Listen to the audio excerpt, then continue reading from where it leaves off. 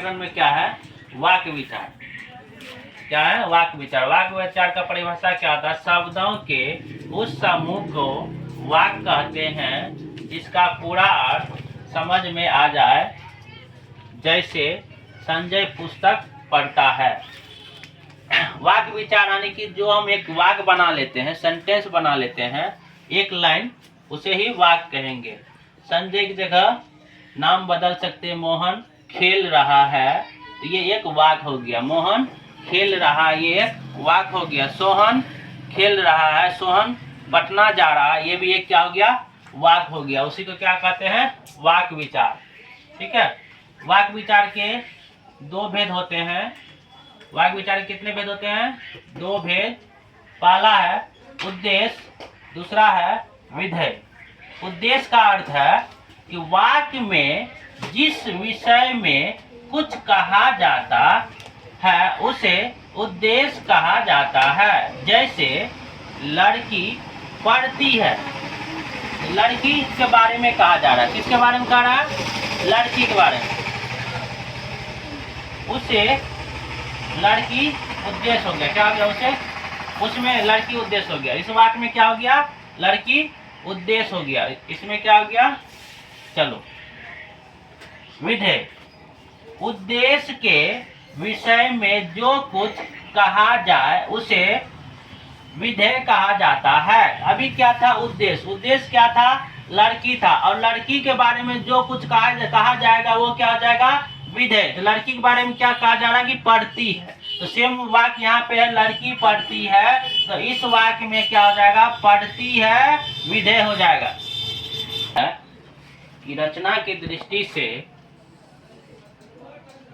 दृष्टि से वाक्य के भेद। रचना की दृष्टि से वाक्य के तीन भेद हैं। कौन? रचना की दृष्टि से वाक्य के तीन भेद हैं। पहला है सरल वाक्य, दूसरा है मिश्र वाक्य, तीसरा है संयुक्त वाक्य। अब तीनों का अलग अलग परिभाषा है। सरल वाक्य होता है जो सिंपल वाक्य है, उसे सरल कहेंगे। जैसे राम जाता है, देखो जिस वाक्य में एक ही क्रिया होती है उसे सरल वाक्य कहते हैं। जैसे राम जाता, एक ही क्रिया हो रहा है। राम खाता है, तो खाना एक क्रिया है, जाना एक क्रिया है। ठीक है, ये हो जाएगा सरल वाक्य। मिश्र वाक्य, जिस वाक्य में सरल वाक्य के अलावा उसका कोई अंश वाक्य हो उसे मिश्र वाक्य कहते हैं। जैसे सरल वाक्य के अलावा होगा, इसमें कुछ और उसका अंश निकलेगा। वह कौन सा आदमी है जिसमें श्री राजेंद्र प्रसाद का नाम, जिसने श्री राजेंद्र प्रसाद का नाम नहीं सुना होगा। इसमें क्या हो गया? और इसमें अंश वाक्य आ गया। वह कौन सा आदमी है, ये तो हो गया। इसमें मिश्र अंश वाक्य क्या हो गया? जिसने श्री राजेंद्र प्रसाद का नाम नहीं सुना। इस तरह से और एग्जाम्पल दे सकते हैं। दूसरा है संयुक्त वाक्य, जिसमें सरल वाक्य, सरल और मिश्र, यानी कि सरल वाक्य और मिश्र वाक्यों का मेल संयुक्त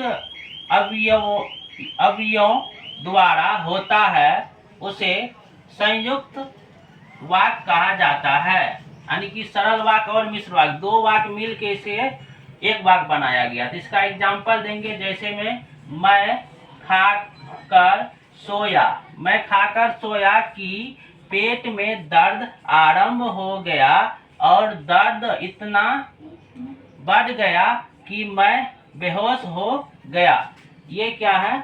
मिश्र और सरल दोनों मिल के बना है। यानी कि इसमें दो वाक्य, तीन वाक्य जुटा है। देखो, मैं खाकर सोया, पहला वाक्य, दूसरा जुटा कि पेट में दर्द आरंभ हो गया और दर्द इतना बढ़ गया कि बेहोश हो गया। तीन वाक्य मिला है। तीन वाक्य मिलके एक वाक्य बना है, जिसमें हम इसे कहेंगे संयुक्त वाक्य। ठीक है, चलो।